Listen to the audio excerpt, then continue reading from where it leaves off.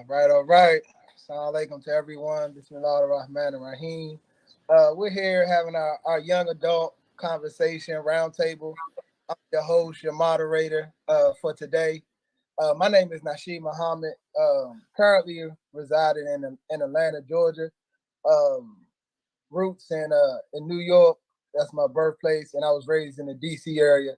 Um, so we're going to go ahead and let the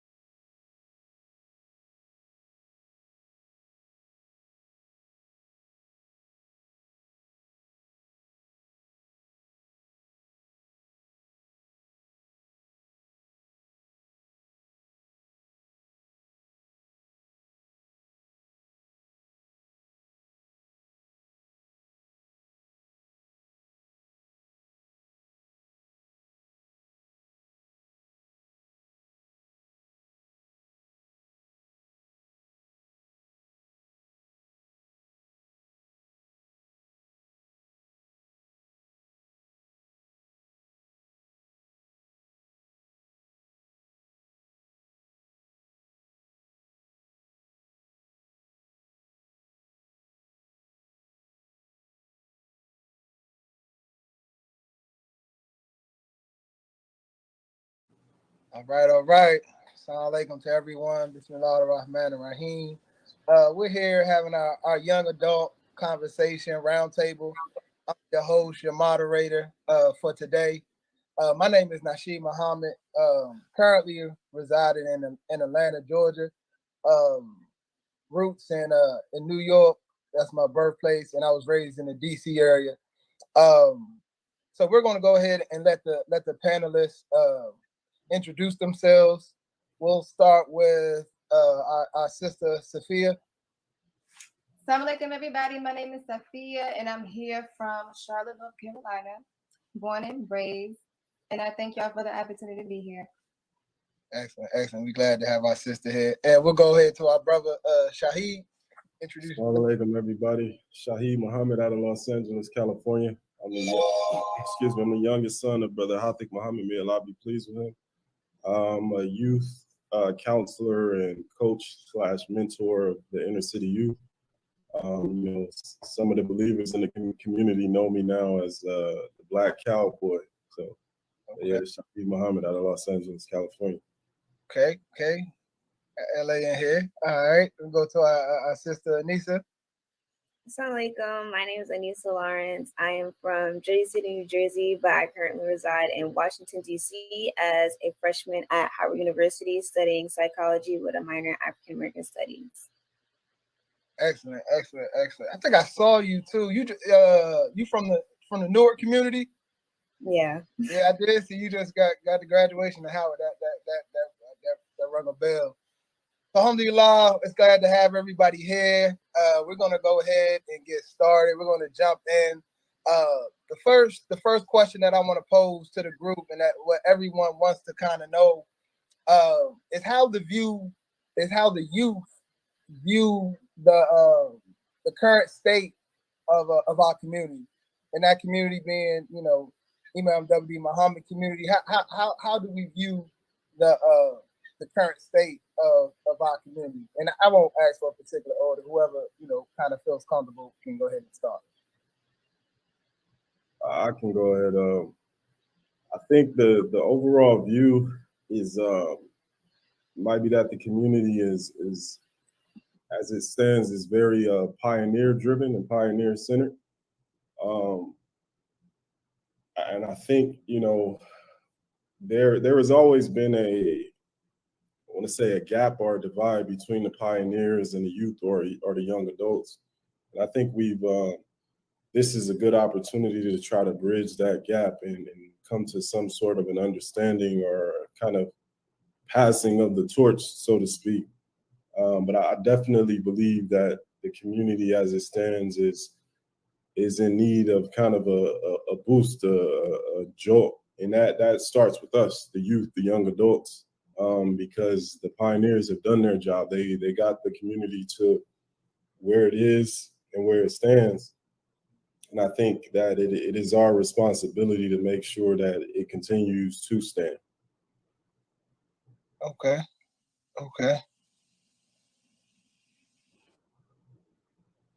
Yeah, I would agree with that.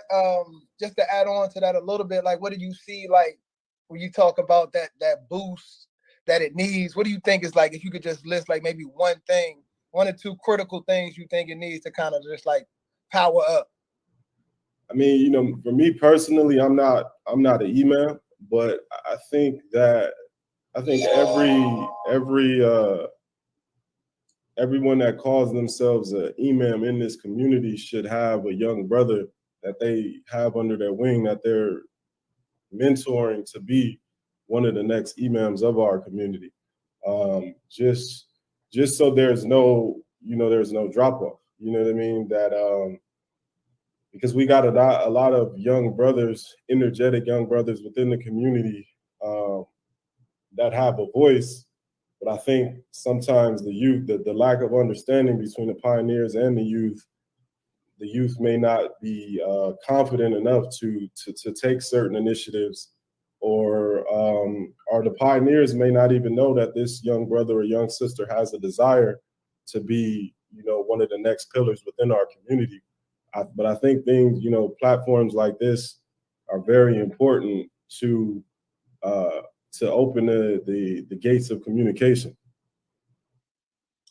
I'm gonna add to what Brother Shaheed mentioned, and then Brother Nashid, you asked like a part two almost to what he was sharing before, like one or two things. What? That's not me, is it? No, I apologize. That's me. That's what I'm trying to do. Okay, you're good. One thing is a disconnect from the language of Imam W.D. Muhammad. And I know I'm going to go back, inshallah, and answer the first question, but just a disconnect from the language altogether. Growing up in this community, so I'm second/third generation. I'm second on my dad's side, may Allah be pleased with him, and I'm third generation on my mom's side. So with that being said, for this really to stick and stay, it's like this is something that you really need from like generation 3 through 5. We're new. We're a new community, and we're new African. We have different sensitivities, all that good stuff. So with that being said, just having a basic connection to the language, I didn't know our leader. May Allah be pleased with him. Like I don't have any stories like our pioneers. They be going in all those stories like, oh, I traveled here, here, and here, and that's great. Right. That's amazing. So some of us don't have, so like generation 2 or 3, some people generation 4. We don't have any of those stories or connection to the human being. We just connected to, I love me some Al-Islam, and I love the language of Imam W.D. Muhammad. So that's what we had. And if you don't have that, it's like you kind of sort of trying to be Muslim, if that. Right. But the first question, what is my perception of the current status of the community Imam W.D. Muhammad? Like I said before, well, I'll start from here. The first womb was the Nation of Islam. The second womb, when we transitioned into the language of Imam W.D. Muhammad, and now we're in our third womb with our leader who's physically passed on. So now we have everything he's given us and everything that happened after he returned to Allah. And it's like, okay, we're going to do something with it. And we're going to immerse ourselves in that language. And there will rise out of you a special group. We're rising. We're slowly but surely rising, and we're from all different parts of the country, but we're not rushing that any level of this development, and we're rising.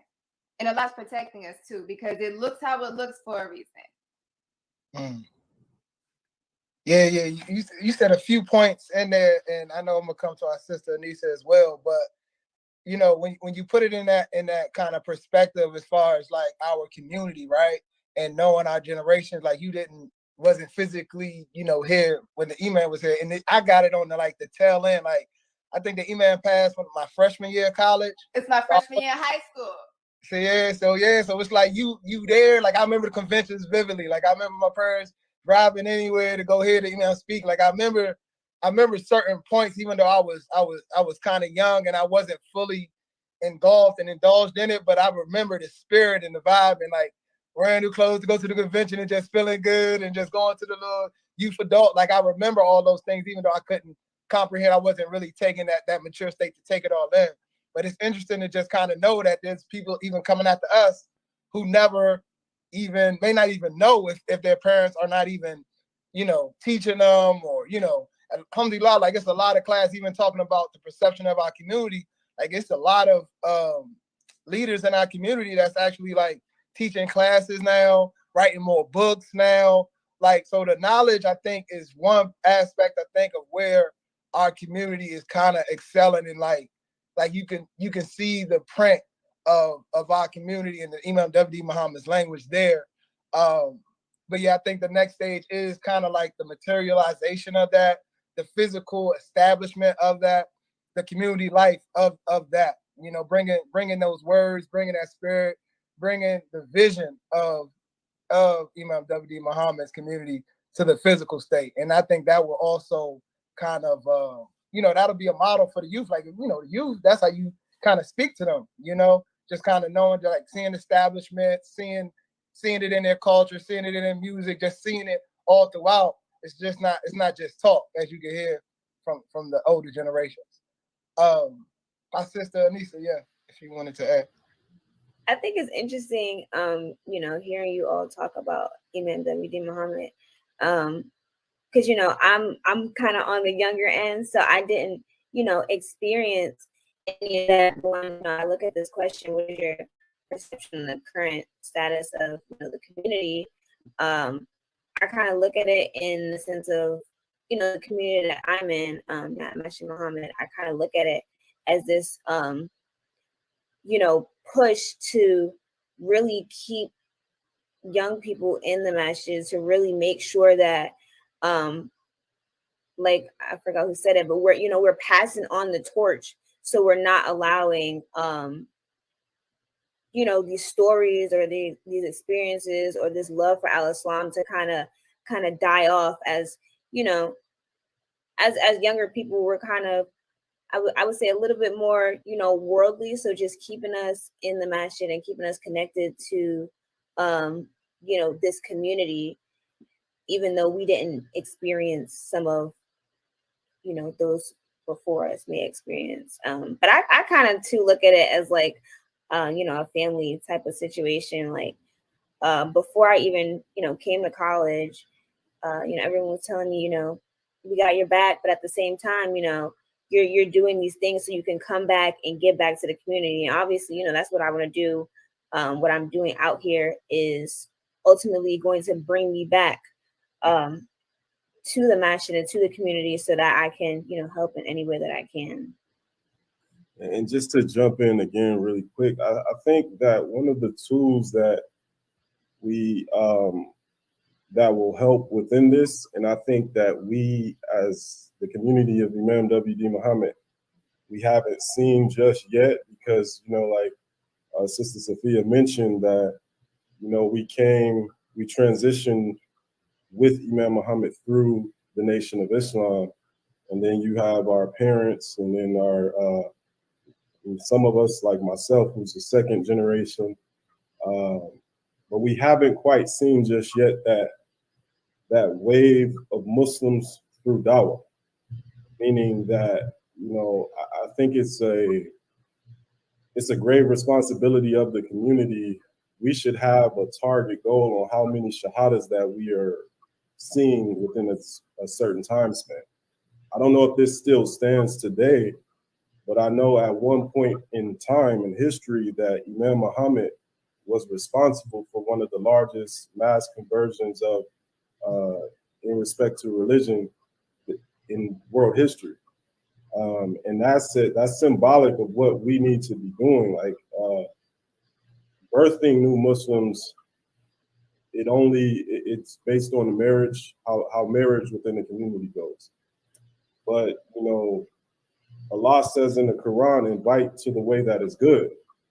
So that is our responsibility, to go out, to the non-Muslims, the Christians, the Jews, and those that have not yet heard the message of al-Islam. And I think that is very key and critical to survival of any community, is bringing in new members.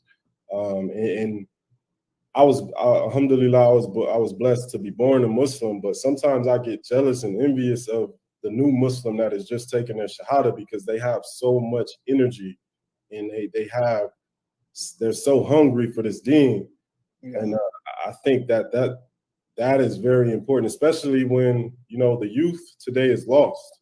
You know what I mean? So when you can go out there and teach someone and introduce Islam to somebody, it's like you're bringing in a new soldier to the unit. You know what I mean? And when that soldier comes into the new unit or to that new army, they want to be on that front line, because this is what they chose. Like, a lot of us didn't choose Al-Islam. Al-Islam chose us. So I think that putting a strong emphasis on dawah and just going out, you know, like I said, talking to those who have not heard the message of Al-Islam is very important. Yeah, definitely. It's a lot of great points that everybody is making. Just to that last point, like, even when you talked about, you know, kind of making that transition, like, that was, I think I read one of the recent books, I think, Follow the Leader, like, it was one of the most massive nonviolent transition in history, you know what I mean, in the United States, like, coming from the Nation of Islam to kind of what we would call you know, Al-Islam, right? Like, that was a critical juncture in our history, right? Like, spirits were high, our leader passed, like, and for him to kind of gradually lead us and still keep our history and keep our legacy, but also really introducing the Quran and the Prophet, peace be upon him, to us, like, that required a lot of strategy. And I think what I'm hearing also from everyone on this panel, moving forward in the state of our community and the road that we want to see it, takes just as much strategy, with the youth being young, with the imam's language not dying out, because we know if the language dies, basically we're killing our leader, right? From creative ways to keeping the youth with that imam, that young leader with the imam. So, alhamdulillah, man, this is a very enriching conversation. We're going to continue it. I know somebody, I believe the last two, Anissa and Shahid, just brought up family. So what everybody wants to know, you know, how do the youth view marriage? You know, I remember, and that's the reason I ended up here in Atlanta, right? Because of Muhammad, W.D. Muhammad High School. My parents sent me down here, and a few other brothers from D.C. My junior and like some of them their sophomore years, just primarily for the school. So alhamdulillah, you know, I got married relatively young. I think I was 20, she was 19, according to our juniors and senior years. So how speak on that for us? Just how are you all viewing marriage as a youth in our community?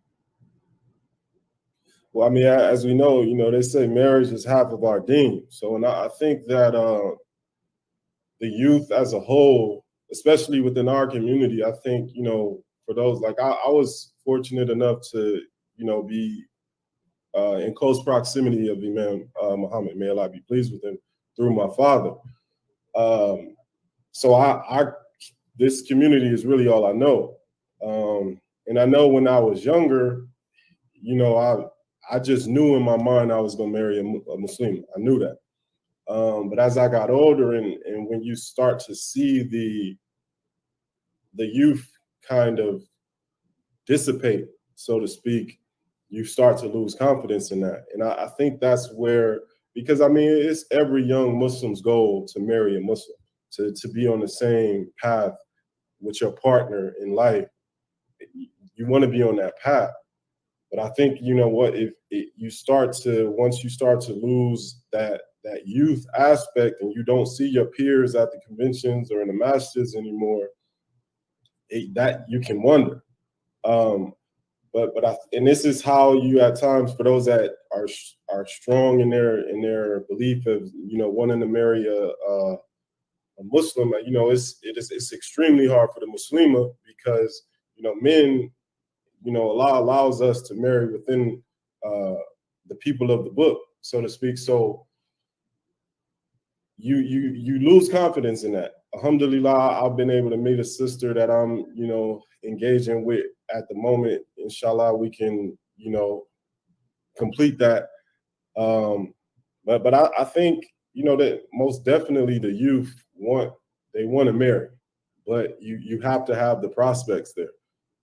So you sometimes get brothers and sisters going outside the community, you know, to make sure that they marry a Muslim. But again, it all comes back to revitalizing and re-energizing within our own community, so the youth does start to come back. And you know, like I said, we get a few shahadas every few months, and you know, we start to grow. Right. Good point. Good point. Sister V, were you want to respond to that? I was gonna let Sister Anissa jump in before me if she wanted to, or Brother Nashid if you wanted to hop in, but I can. Is marriage appealing to you? If not, why not? What Allah says is appealing to me, but the expression of it, our community, we have examples of it, like expressions of marriage that are beautiful, and we also have expressions of it that are unhealthy. So on the positive end, I love seeing a husband and wife where their marriage blesses people that have nothing to do with their union. I love seeing that. For example, businesses coming out of their union. You know, the babies, that's beautiful as well, but other things that are going to benefit community life. So I love seeing like people's life go to new levels and new heights, and their dreams, aspiration, and goals being fulfilled, having an environment to fulfill their mission that Allah gave them to fulfill together. I love seeing that. But on too much of what I also see is the serial marriages. The marriage, divorce, marriage, divorce, marriage, divorce. That's unhealthy. It's unhealthy. And so if marriage brings two people together, and it brings two families together, and it brings communities together, the breakup of that as well, because you don't want to have someone and all their exes in the same ass shit. You know what I mean? Like, you're trying to do a community thing, a committee thing, and it's like they got beef from 10, 20 years ago that was never properly healed. It's like, okay, what's the problem? It's like, oh, they used to be married. That, you know, it breaks down and affects the community.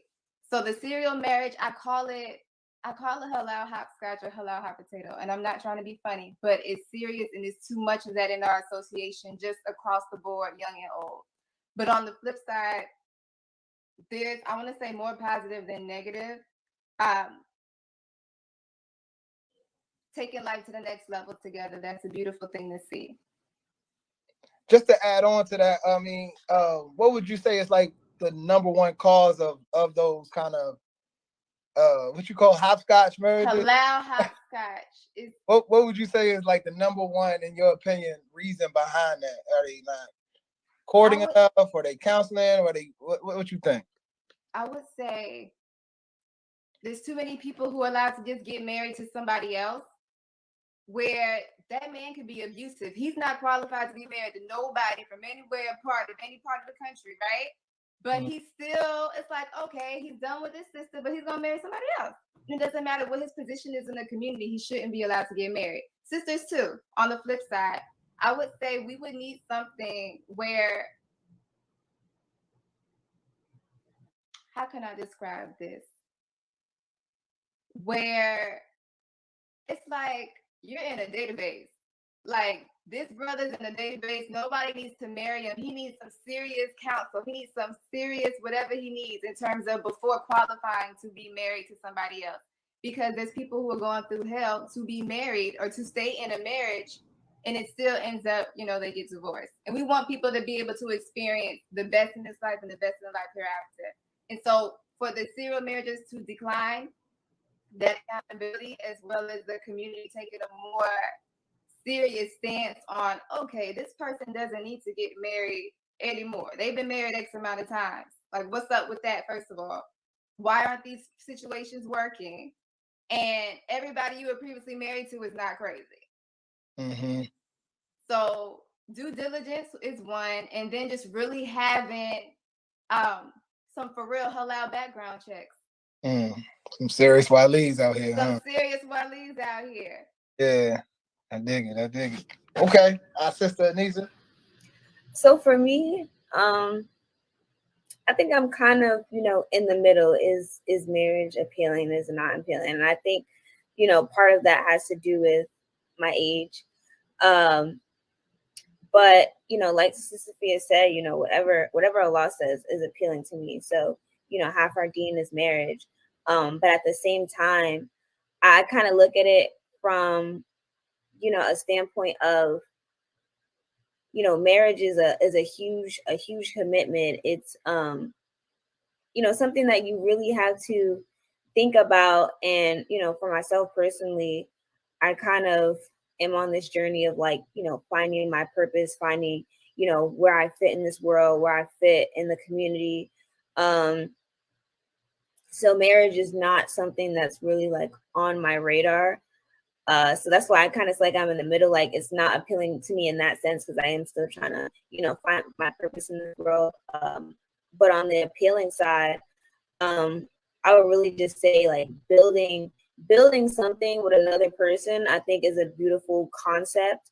Whether you're, building some type of business, whether you're building some type of generational wealth, whether you're building, a family, I think that is, a beautiful thing and a beautiful gift that Allah has allowed us to be able to create. So yeah, that's my statement. Can I add one more thing? Go ahead, Shahid. Now, I was just going to kind of, jump on what Sister Sophia said. There was a time in our community where, brothers on the West Coast and brothers on the East Coast knew about particular individuals where if I wanted to marry a sister out of, let's say, New York or Jersey or somewhere, it would be brothers calling to the West Coast, checking on me and seeing if I was a good candidate. And I think we have to get that community life back to where people are familiar with each other. As big as the community is and was, people were familiar with the young adults and the youth to where, they could verify and validate, a brother or a sister, if they needed to. And this is before social media. That was before social media, right? What Correct. you're talking about? Right. Wow. Okay. So I'm glad that he brought that up. And so while he was talking, I thought about what I wanted to say as well as something else that you made me write down. So I would say like younger men, like say if I have brothers, alhamdulillah, I have brothers. So it's ideal for either your father, there's certain walis who are just ideal for you. And if your brothers, they're in their 20s, like if they're practicing al-Islam, it's ideal for them to be your wali because again, people move different. And how your brother's gonna approach something and articulate something opposed to someone of a different age. Alhamdulillah, I'm not saying that they can't, but the movement and the language and how you need to be represented is different. And so another thing, when there's sisters involved in that process, oh my goodness, alhamdulillah, it's handled with so much care. This is just from personal experience. When there's a sister, in terms of the like waliya, say if it's her and her husband or just some sisters in general reaching out to you, the way they handle it, it's no shenanigans. It's no BS boulevard. It's like, it's a high quality standard and it's just been a beautiful experience if the sisters involved consistently. Not saying it's been horrible if it's only brothers, but the sisters are gonna bring a different level of care to that experience. For sure. Few points that I just want to kind of highlight. Again, everybody is just bringing up so many. I know we're limited on time, but when it comes to marriage, alhamdulillah, like it's just great to see, like definitely everyone on this call realizing that it is appealing, right? So sister said, like, if it's appealing to Prophet Muhammad or if Allah says it's appealing, then it's appealing to me. Like those are strong words, those are strong feelings. Just because we all in the world, we all know what's being thrown at us and what's the idea of a family, what they want to throw at us and our children, just from homosexuality to the LGBTQ community, like all of that. So it's just great to know that, like, we have to stay true to that, right? to our identity, what Allah says. That's great.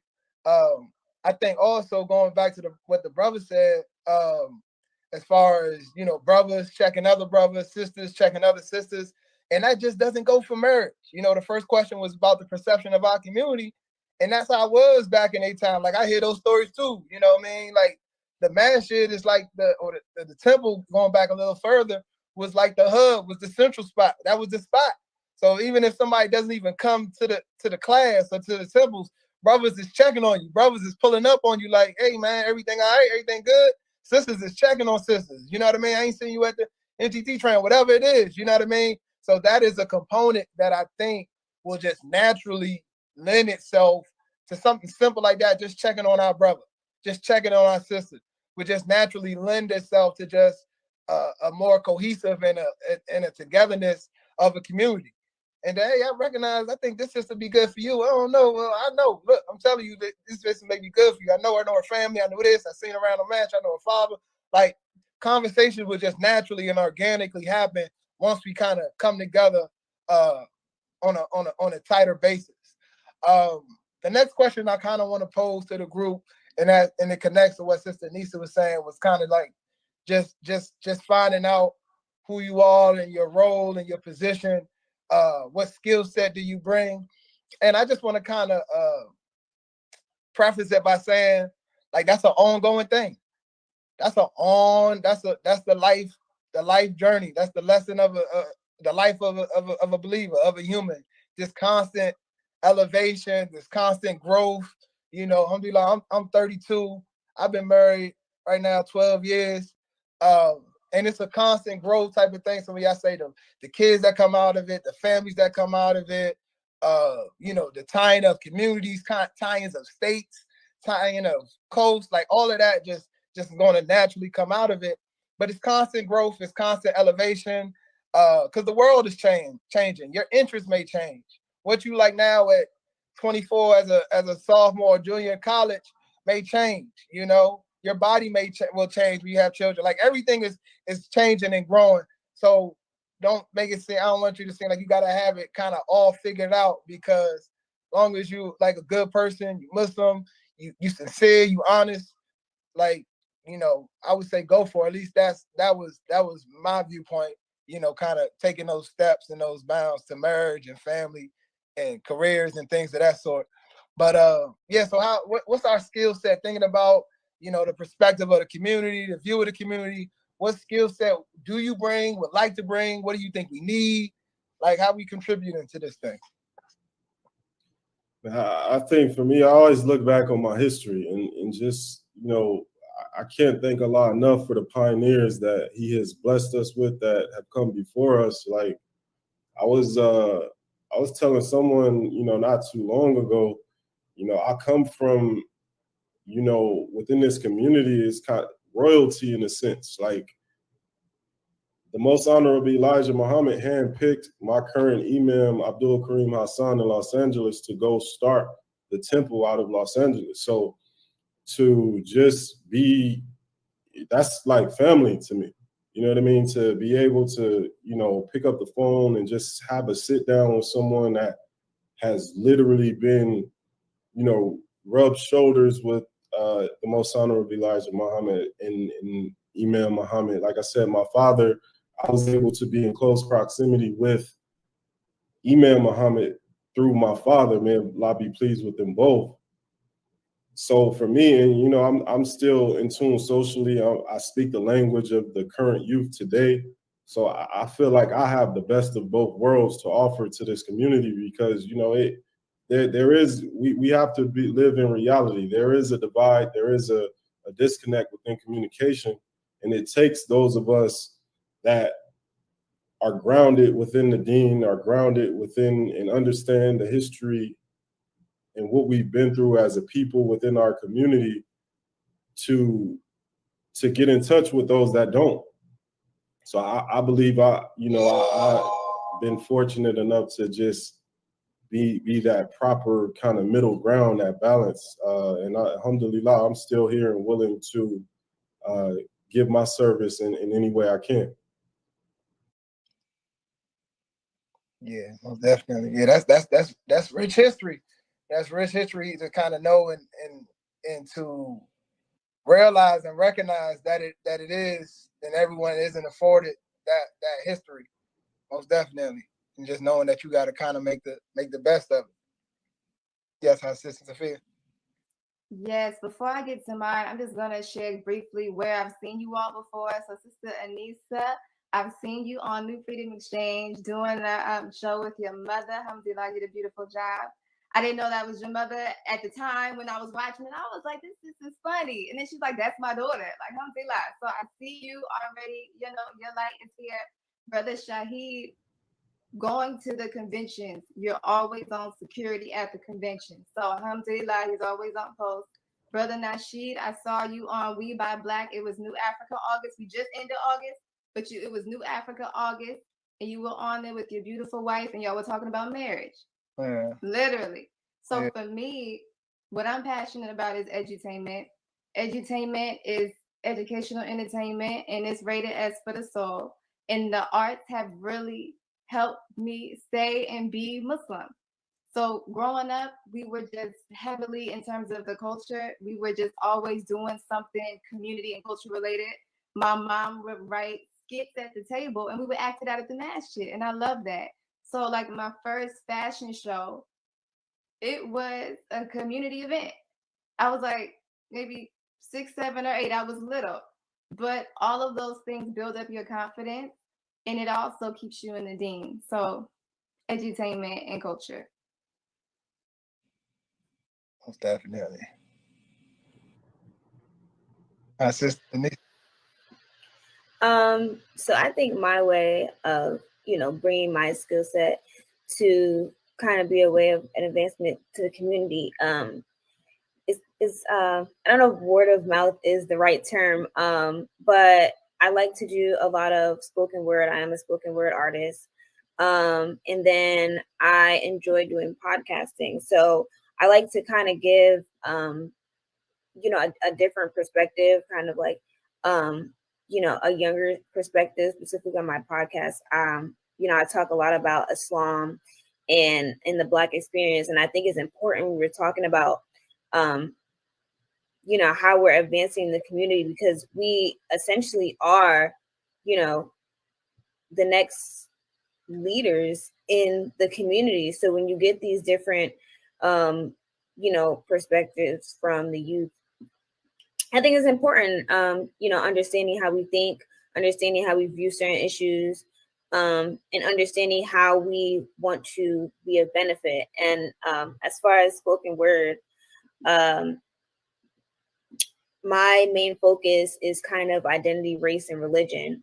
So I use, sort of my voice to go to different places and, speak on Islam in my experience, or to speak on races and identity. And I always find a way to kind of tie Islam into it, in a way, because, that's who I am. I am Muslim. It is a huge part of my identity.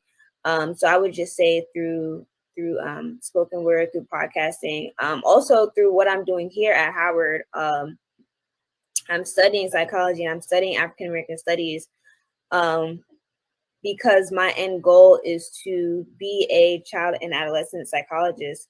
So just to be able to take my education, and everything that I learned here and bring it back to, the community. And so we can have that kind of, I'm trying to find the right word for it, but, have someone in the community who looks like you and thinks like you, who you can come to, with your children, if you're ever, if they're ever experiencing anything where they need some type of therapeutic, assistance.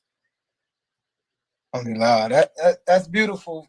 What everybody said, just thinking about the dynamics of our community, it's like it's so important to have a good, clean, wholesome environment where kids can kind of just gravitate to all their talents, to all their interests, whether it's culture, whether it's entertainment, whether it's poetry, whether it's security, whether it's, doing something with your hands, clean up around the masjid, or building something, right? It's like every avenue you can travel and navigate within our community in just a natural, wholesome, organic state. And then the elders kind of surround you and support you. And I see the way your son worked that lawnmower. I see the way his sister deal with that microphone. She get a microphone in her hand. And it's like, it's just a natural place that you can just kind of grow naturally into whatever field that you like. You know what I mean? That's why they call them fields and industries and things of that sort, because it's a discipline. It's a level of just growing and navigating naturally into that space. So, and that's just good to hear that that's still happening from coast to coast, to region, masajid to masajid. So those were pretty much all the questions that we had. I did kind of want to quickly just share any last words. And if everyone could just share last words and just ways to contact you through your social media, website, or any way to get in contact for anybody that may want to get in contact with you. So we can we can start with whoever. Again, just some last words and ways for people to get in contact with you. For me, my email is coachmuhammad88@gmail.com. That's the number 88@gmail.com. I'm only really on, or you can find me through my full name, Shahid Ali Muhammad, on Facebook, or at P0STA on Instagram. It should come up as the Crenshaw Cowboy. But just a few last words, man. This was, alhamdulillah, this was a beautiful conversation. I just feel energized just, having the brief 45-minute conversation that we had. And I don't want this to be, the last time we have these type of conversations, because I know a lot of times we can do things and then that just be that. But in order, we got to keep the ball going. That was one of Imam Muhammad's mottos: we cannot stop now. Right. We have to. It has to be a lived experience for us. But alhamdulillah, thank you for the opportunity, and assalamu alaikum to the believers. Thank you. Appreciate you. All right. Contact information and last parting word. I was talking earlier and I was on mute, and I was like, dang, let me just stop. Okay, so again, thank you for the opportunity. I'm going to say, so if we drop our information in the chat, will they be able to see it later? Or should I just say it out loud? You could do both, but we could say. I do both? Okay, yeah. So I dropped my website in the chat, but I'll say this is queencityqueen.net. Charlotte is the Queen City, so it's queencityqueen.net. And you can check out my poetry. There's a blog, blogs, as well as the new book is called Blessings on Layaway. So inshallah, y'all can check that out. And again, thanks for the opportunity. I've enjoyed y'all, and I pray you all are enjoying the weather in your prospective areas. It was about 90 degrees here, but it was sunny, so we're good. 90 degrees here too.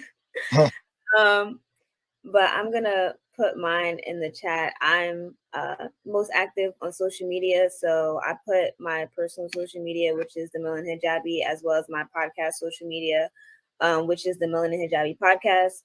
Put them both in the chat. But some of my last words would just be, thank you for this opportunity to be able to have this discussion. It was really interesting, hearing all of your perspectives, and hearing how they were like similar and also, different from mine. So thank you.